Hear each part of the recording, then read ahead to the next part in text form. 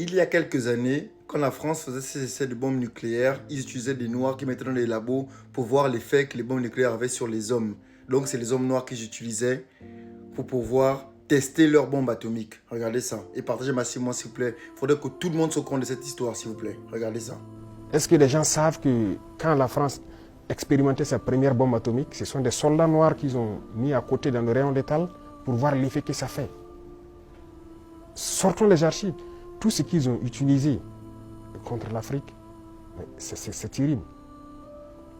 Donc il y a tout ça qu'il faut communiquer pour que les jeunes Africains comprennent, parce qu'il y a beaucoup encore endormis qui continuent de communiquer pour les impérialistes. Ce qu'ils les disent de dire, ils le font. Peut-être parce que, voilà, ils les donnent quelque chose, je ne sais pas. Mais... Il y a 62 ans, la France effectuait le premier de ses essais nucléaires atmosphériques.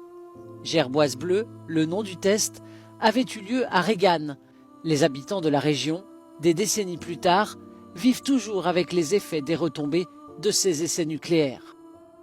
La localité de Regan continue de compter encore un taux important de cancéreux, de personnes souffrant d'hypertension et d'innombrables cas de malformations et autres pathologies liées à ces essais de la France coloniale. Le 13 février 1960, la vie de cet homme a basculé. Après ce jour-là, tous les Français ont quitté la région en avion pour la France, pendant que nous, on restait là. Et ce jour-là, j'ai perdu la vue.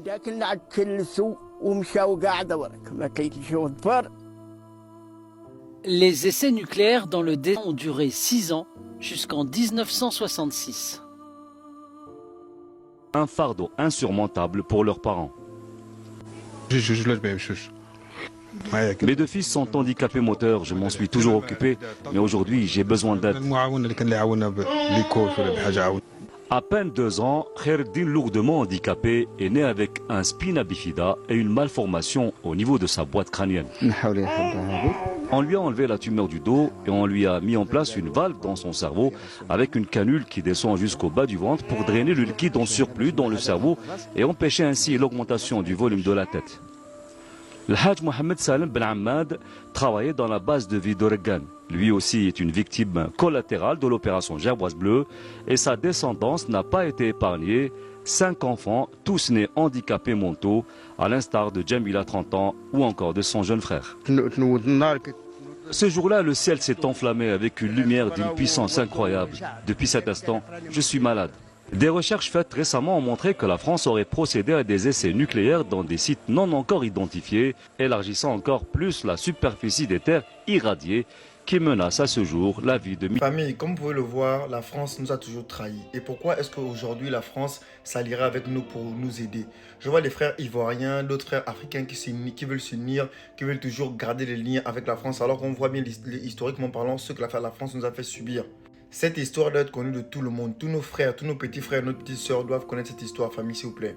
Donc je vous demande de partager massivement cette vidéo afin que tout le monde puisse la voir. Merci.